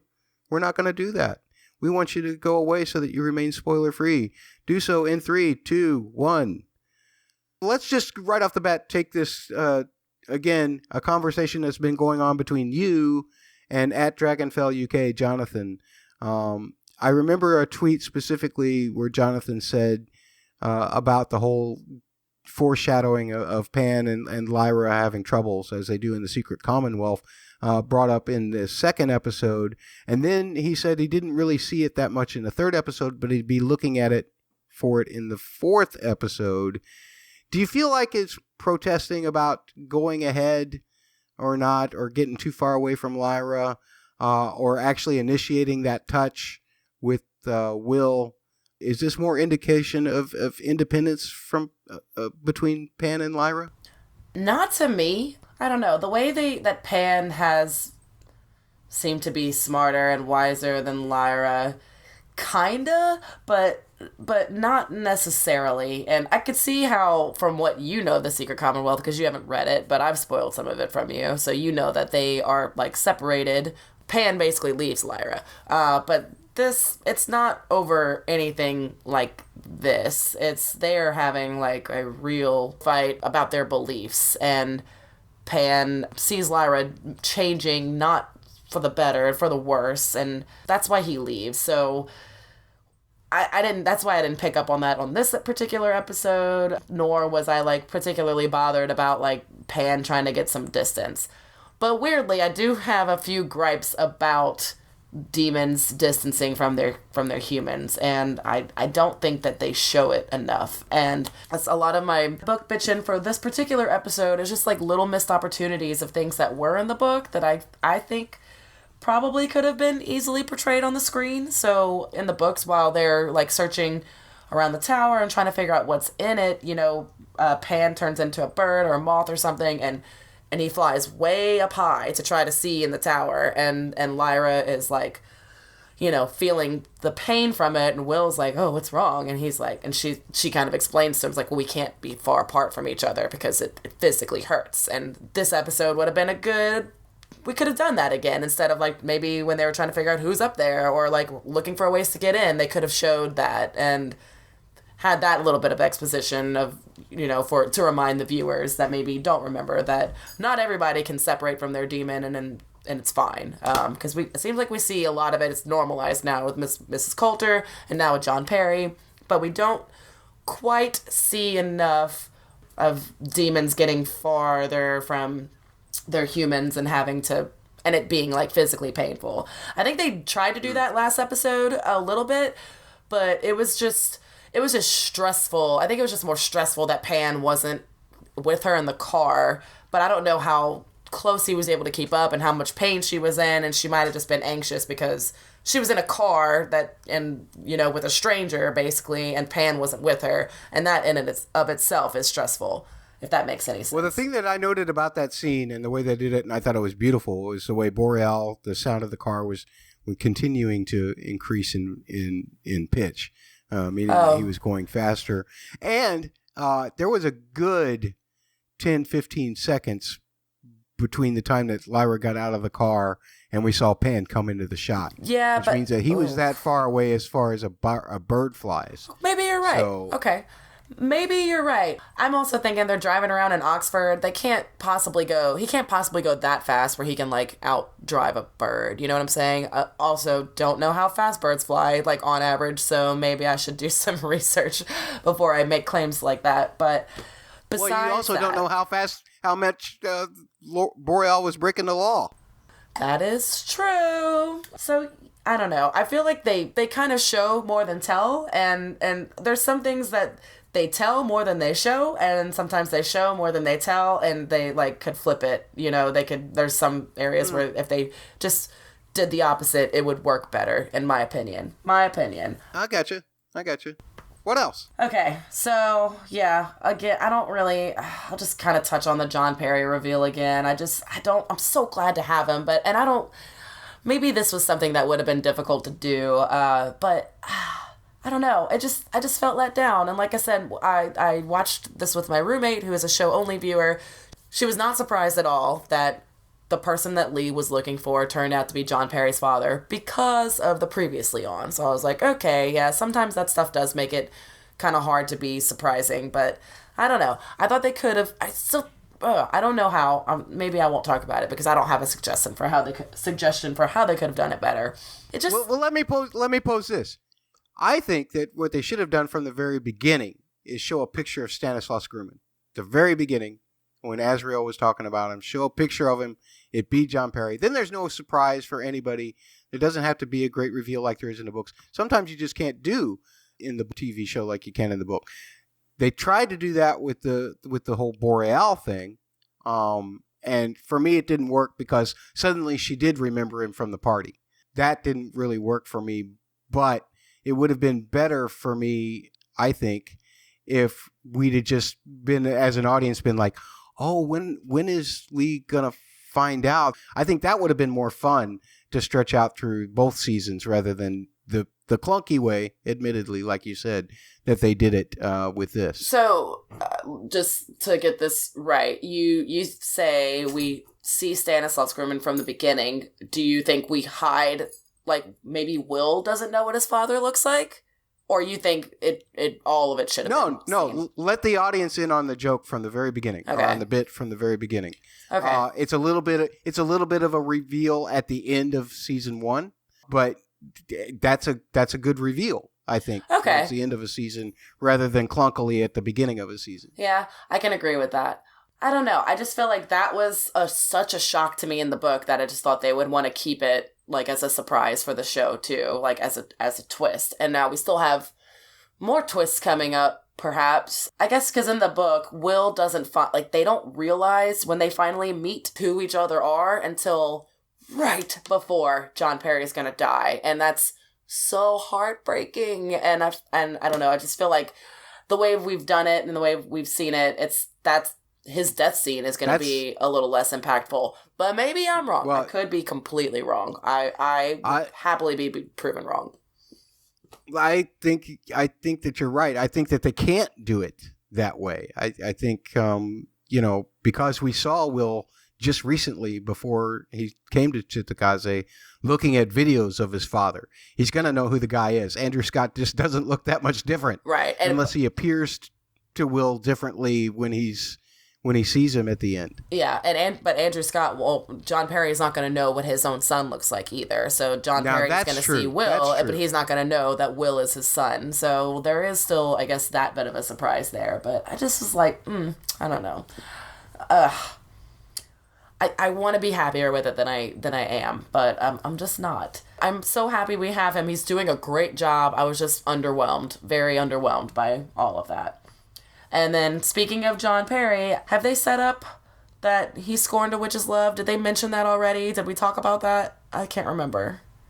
No, I don't think so. So I'm wondering if even that's going to happen. Like, if they're going to have a witch kill him, or if maybe they'll just have someone from the Magisterium kill him instead, if they're just going to change that.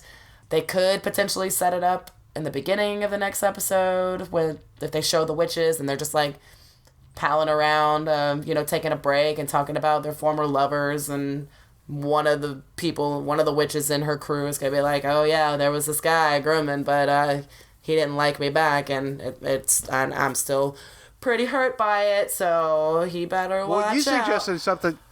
You suggested last week something about possibly they flipping a switch and making it Ruta Scotty who does it for other reasons. I was post Azrael reasons. Okay, was Ruta Scotty the one that was with Azrael? I'm having a really hard time keeping track of what they say in the show. Ruta in the show. Ruta is going to go through and find Azrael. Yeah, but was she? And I'm pretty sure she was the one in the books who also went through and found Azrael, but she wasn't the one who killed Will Parrott. No, but I think she might have been Azrael's lover, because Azrael took a witch lover too. I don't know. So I'm just kind of wondering how that's going to play out, because that's going to be devastating. We finally have Andrew Scott, and we're only going to have him. I hope we get him for I hope we get him for 2 more episodes. I hope they do not kill him off in the next episode. I will be very sad. Very sad. But we'll see. And then I think the thing I'm actually the most upset about now, after talking it all out with you over the course of the podcast, is that they totally botched the Tulio in that scene too. In the books, it's not long after that Will gets the knife, he escapes, and Tulio escapes and is basically like caught by Specters immediately. But Angelica and Paolo and all the kids are there, and they witness it happening to Tulio. They witness the Specters gobbling him up. And then they're really mad, and they vow all this vengeance on Will and Lyra because it's their fault since they took the knife from him, and then everything that comes from that. So I'm like, we have all these characters.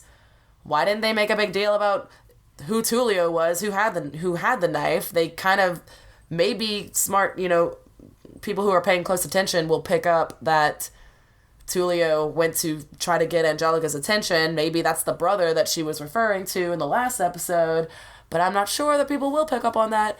I asked my roommate, and she said, oh yeah, the first guy with the knife, he was just some random guy. Like, I have no idea who that was. So, okay. So I'm like, that's, oh God, good. Yeah, I'm just like, I don't know. So maybe they'll just play that out differently. Maybe Angelica will come looking for Lyra and Will and be angry at him then. But I just thought it would have been a good opportunity for Will and Lyra to see firsthand, like, a Specter, even though they can't see the Specters, but what an attack looks like and how scary it would look to children who can't see Specters. How frightening that must be. I just feel like they missed another opportunity there for Will and Lyra to kind of better understand what's going on in this world and the consequences of their actions and how they're kind of, what all of these kids that they've been meeting have gone through by seeing this happen over and over again. Were you under the impression in that scene where Will was looking up at the tower? He did see kind of the outline of the Specters, right? Was that shot from his perspective? Because they didn't look like the perspectives that the perspective that we see of the Specters. They looked more wispy, like you could just see their outlines. So that's why I thought it was possibly Will's perspective. Yeah, I could see that because he's getting closer, Yeah. And now he's got this knife. He's got this big job to do. He's already grown up a little bit more, so he can start to see them. And like I said earlier, I think Lyra also grew up a little bit more in this episode, especially with the demon touching, because. Well, we can talk about that. We can talk about that now. The demon touching. It's not all. It's taboo, and they tell the kids it's taboo because it's inappropriate. But it's really an intimate kind of gesture. It's not that anybody is never allowed to touch people's demons' tattoos, but if you have an intimate relationship with somebody, you would be allowed to touch their demon and vice versa. So, okay. You had a question earlier, a Spectre question about how the Specters came to be, and I kind of answered it in that section, but we know by the end of the series the reason Will has to close every single window, except for the one they make from the world of the dead, is so there won't be any more Specters. So I always understood that the Specters came from opening the windows and not because of bad things. And that's why it's so sad. It's not what you do with the window, it's the fact that you don't close it. Yes, and that's why it's so sad, and that's why Lyra and Will can't be together, because they have to go back to their separate worlds, because they can't live full lives in each other's worlds. They grow weak and they gonna die. Kind of like John Perry is gonna die.